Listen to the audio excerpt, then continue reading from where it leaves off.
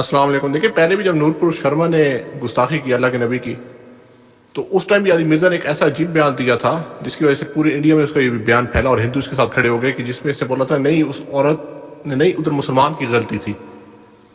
اس نے کنٹروورشل بیان دیا کیونکہ اس کو پتہ ہے سبسکرائبر آئیں گے ویوز آئیں گے, ٹھیک ہے, میں ہندوؤں کی سائڈ لوں گا. اس ٹائم یہ سارے مسلمان کے علماء ایک طرف تھے, یہ لانتی ایک طرف تھا.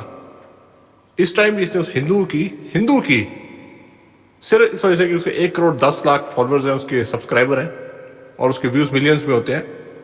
جس کے ویوز ملینز میں ہوں اس کی تعریفیں کرنے لگ جاتا ہے کہ میں اس کی تعریف کروں گا, میرے پاس ویوز آئیں گے, سبسکرائبر آئیں گے میرے ویڈیو پہ. اور اب جو اس نے گستاخی ہوئی ہے, ٹھیک ہے, غالباً سویڈن میں, ادھر بھی اس نے بولا ہے کہ یار اس نے جو بندے نے قرآن جلایا ہے اس سے بڑے گستاخ تو یہ علماء ہیں جو کہتے ہیں کہ قرآن ترجمے سے نہیں پڑھنا چاہیے, ٹھیک ہے, گمراہ ہو گے. ہم بھی نہیں کہتے کہ قرآن ہم کسی کو منع نہیں کرنا چاہیے, ٹھیک ہے, ہم کہتے ہیں کہ ترجمے سے ہر کسی کو پڑھنا چاہیے قرآن, لیکن وہ جس نیت سے کہتے ہیں وہ اس نیت سے کہتے ہیں کسی عالم سے پڑھو, ٹھیک ہے, تو تب تمہیں زیادہ سمجھ آئے گی. لیکن ان کے بارے میں یہ کہنا ہے کہ وہ اس سے بڑے گستاخ ہیں جس نے قرآن کو پیروں تلے روندا ہے سویڈن میں, اس سے بڑے گستاخ. علی مرزا کی نئی ویڈیو آئی اس میں کہتے ہیں اس سے بڑے گستاخی علماء ہیں.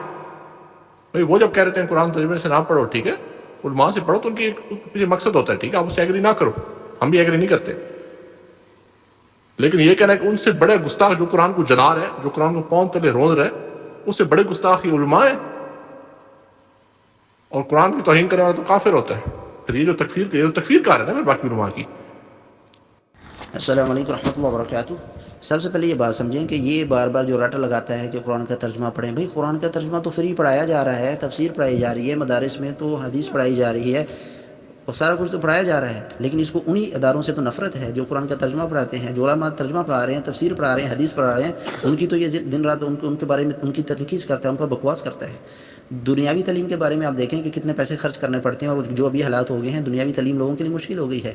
لیکن دینی جو تعلیم ہے, دینی تعلیم کے لیے جو ہے وہ آپ دیکھیں کہ دینی تعلیم کے لیے فری مدارس کام کر رہے ہیں, لیکن یہ دن رات انہی کے بارے میں بکواس کرتا رہتا ہے, مدارس کے بارے میں, علماء کے بارے میں. جاؤ مدرسوں میں قرآن پڑھو, اس کا ترجمہ پڑھو, کچھ سیکھنا چاہے گا تو سیکھے گا نا.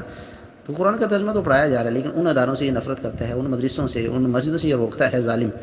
اللہ نے قرآن میں کہا کہ ومن اظلم ممن منع مساجد اللہ, اللہ کی وہ سے بڑا ظالم کون ہے جو ہے نا وہ اللہ کے گھروں سے روکتا ہے. یذکر فیہا اسمہ, اس میں اللہ کا ذکر کیا جائے, وسعی فی خرابہا, وہ اللہ کے گھروں کو خراب کرنا چاہتا ہے, ان کی رونق کو خراب کرنا چاہتا ہے. تو یہ ہمیشہ مسجدوں سے روکتا رہا ہے, یہ مدرسوں سے علماء سے دور کرنا چاہتا ہے اور روکتا ہے. اب آپ خود دیکھیں کہ ایک تو یہ چیز ہوگی. دوسری چیز یہ ہے کہ خود اس نے کتنا قرآن کا ترجمہ پڑھا ہے, خود اس نے قرآن کو پڑھ کر کیا عمل کیا ہے, خود اس نے کیا پڑھا ہے. یعنی دن رات صحابہ کی توہین کرتا ہے, اور قرآن صحابہ کرام کی جو ہے وہ فضائل بیان کرتا ہے. قرآن تو صحابہ کرام کی فضائل اور ان کی قدر و منزل بیان کرتا ہے. اس کو تو موت پڑ گئی تھی. ایک آیت جو علماء نے بیان کی اور زور و شور کے ساتھ, کل وعد اللہ الحسنى, اللہ کہتا ہے تمام صحابہ سے ہم نے بھلائی کی ہے. یہ تو اس نے تو اس آیت کو پڑھ کر زبان ٹیڑھی کر کے اس آیت کا بھی مذاق اڑایا ہے. اب وہ ویڈیو دیکھ لیں, وہ بندے علوی نے جو آیت قرآن کی پڑھی اور رد کیا ہے اس کا, کہ اللہ قرآن میں کہتا ہے وَكُلًّا وَعَدَ اللَّهُ الْحُسْنَى, میں نے تمام سے بھلائی کرا کیا, فتح مکہ سے پہلے اور بعد والوں. اس نے اس کی غلط تفسیر کی اور پھر زبان ٹیڑھی کر کے اس آیت کو یہ غلط یعنی مروڑ کر پڑھتا رہا. کہتا تمہارا کل نکالتا ہوں میں. دیکھو اس طریقے سے یہ قرآن کی خود توہین کرنے والا ہے. بھئی قرآن میں تو صحابہ کے فضائل آئے ہیں, ان کے مناقب آئے ہیں, اور تو اسی قرآن کو پڑھ کے جو ہے وہ ان کی توہین کرتا ہے دن رات. یہ کیا معاویہ رضی اللہ عنہ اس میں داخل نہیں ہے جو اللہ نے فتح مکہ کے بعد والوں کا بھی ذکر کیا اور کہا کہ تمام سے بھلائی کا ارادہ ہے؟ کیا یہ معاویہ رضی اللہ عنہ اس میں داخل نہیں ہے, ابو سفیان اس میں داخل نہیں ہے؟ تو یہ ظالم آدمی ہے, یہ جھوٹ بولتا ہے. قرآن کا لوگوں کو ترجمہ پڑھیں, قرآن کا ترجمہ پڑھ کے تو نے کیا کیا ہے, تو بتا, تو نے قرآن کتنا مانا ہے. دیکھیں جن نے قرآن لکھا ہے کاتب وحی اور جن نے قرآن سمجھایا ہے, ٹھیک ہے, تو ان کی کون سی عزت کرتا ہے. احمد بن حنبل کو فراڈی بول چکا ہے, امام ترمذی کو ناصی بول چکا ہے, حضرت بن معاویہ کے بارے میں کیا کچھ بولتا ہے تو ساروں کو پتہ ہے, ٹھیک ہے, جہاں سے حضرت بن معاویہ کی عقل ختم ہوتی ہے وہاں سے میری عقل سٹارٹ ہوتی ہے. جو لوگ قرآن ڈائریکٹ لکھتے رہے اللہ کے نبی سے سن کے, ان کے بارے میں کہتا ہے کہ جہاں سے ان کی عقل ختم ہوتی ہے وہاں سے میری شروع ہوتی ہے. تو کیا بکواس کر رہا ہے, تم نے ان کو چھوڑے جنہوں نے خود اللہ کے نبی سے قرآن پڑھا ہے, سنا ہے, ان کے بارے میں سے کیا زبان استعمال کی ہے. ہندوؤں کی, میں حیران ہو گئی ہوں جس نے جو ہندو کی تعریف کی اس کو آئی لو یو کہتا رہا ہے. آپ سنیں, آپ کو پہلے لگے کسی صحابی کی تعریف ہو رہی ہے, وہ بعد میں پتہ لگا وہ ہندو کی تعریف ہو رہی تھی. اور صحابہ کے بارے میں زبان دیکھو, وہ جس نے حضرت علی کی بیعت نہیں کی اس کے سر کے اوپر خنزیر کا پاؤں, جہاں سے صحابی کی عقل ختم ہوتی ہے وہاں سے میری سٹارٹ ہوتی ہے. جہنم کے کتے خاریوں سے بڑا جرم صحابہ ہے. یہ زبان حضرت عائشہ ظالم تھی, زبیر ظالم تھا. یہ زبان ہے صحابہ کے بارے میں, اور ہندوؤں کے بارے میں زبان آپ دیکھ لو. احمد بن حنبل فراڈی اس امت تک فراڈ کے مشاجرات صحابہ لکھ کے. امام ترمذی ناسبی تھے اہل بیت کے دشمن, سامنے کتابیں رکھی ہوتی ہیں مسند احمد ترمذی, انہی کو ناسبی اور فراڈی کہہ رہے ہیں. پھر ان کی کتابوں کی کیا ویلیو رہ گئی ہے؟ ایک فراڈی کی حدیث کی کتاب تو نہیں پڑھی جا سکتی نا. ایک بندہ جو امت کے ساتھ فراڈ کر رہا ہے تم اس کی کتابوں پہ کس طرح یقین کر سکتے ہو؟ جو ایک بندہ امت کے ساتھ فراڈی ہے, وہ فراڈ کرتا ہے, ٹھیک ہے, تو اس نے جو حدیثیں لکھی ہیں اس پہ تمہارا کس طرح اعتبار ہے؟ عوام کس طرح اس پہ یقین کرے گی؟ جب تم کہہ رہے ہو کہ امام ترمذی اہل بیت کے دشمن ہے, ٹھیک ہے, پھر اہل بیت کے دشمن سے تم حدیثیں لے رہے ہو, ٹھیک ہے, اس کی لکھی ہوئی کتاب تم لے رہے ہو, تو عوام کس طرح اعتماد کرے گی؟ یہ اصل میں اعتماد سے اٹھایا عوام الناس کا سلف کے اوپر سے. اور ہندوؤں کی آپ تعریفیں دیکھیں, اتنی اس نے تعریف کی, آپ شروع سے لے کے اینڈ تک صرف اس نے اس کی تعریفیں کی ہیں. جی جی بالکل, دن رات بنو امیہ کے بارے میں بکواس کرنا اور ایک پورے قبیلے کے اوپر جو ہے وہ تھوپ دینا جھوٹی بے سند روایتوں کو, اور پھر اس قرآن کے ترجمہ کو پڑھنے کی ترغیب دی جا رہی ہے کہ تو قرآن کو پڑھو, اس کا ترجمہ پڑھو, جس کو خود بھی اس میں تحریف کرتا ہے, معنوی تحریف کرتا ہے.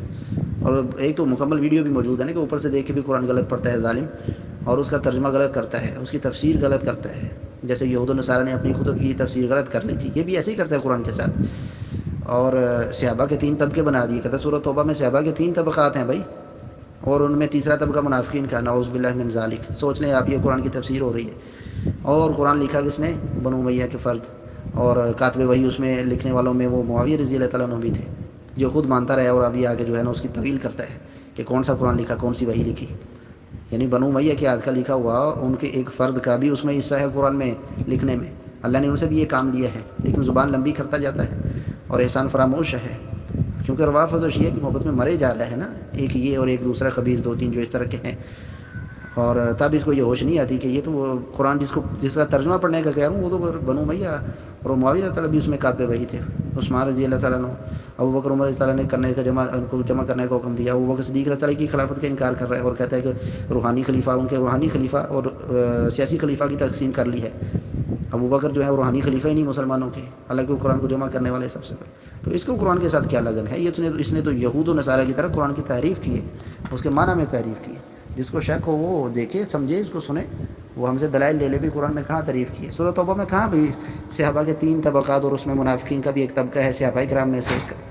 صحابہ کرام پر بکواس کرنے والوں کا جو حال یہ ہے کہ ایک شخص جو ہے نا وہ درخت سے کاٹی ہوئی لکڑی مشین میں ڈالتا ہے, پھر اس کو کرا کے اس کو قلم بنتی ہے اس کی ایک, اور اس قلم کے ساتھ لکھ رہا ہوتا ہے کہ جو ہے نا ایک صفحے کے اوپر لکھتا ہے. وہ صفحہ بھی جو لکڑی سے بنتا ہے, اور لکڑی جو ہے وہ درخت سے آتی ہے. یعنی دونوں چیزیں, جس پر لکھ رہا ہے صفحے پر اور جس کے ساتھ لکھ رہا ہے, دونوں چیزیں درخت سے حاصل کی ہوئی ہیں, اور اس پر لکھ رہا ہے صفحے کے اوپر کہ بھائی درخت کاٹنا منع ہے. یہ ان کی حالت ہے. لوگوں کو تعلیم دے رہے ہیں قرآن کا ترجمہ پڑھو, قرآن پڑھو, اور صحابہ کرام سے آیا ہوا قرآن اور صحابہ کے فضائل کے منکر اور دن رات صحابہ پر بکواس کرنے والے کہتے ہیں قرآن کا ترجمہ پڑھو, قرآن کی عزت اور وقار جانو. بھائی آپ نے قرآن لانے والوں جو قرآن لے کر آئے ہیں, آپ تک پہنچایا ہے, جنہوں نے جمع کیا, ان کا آپ نے کیا وقار سمجھا ہے؟ پہلے ان کو تو سمجھو جو لائے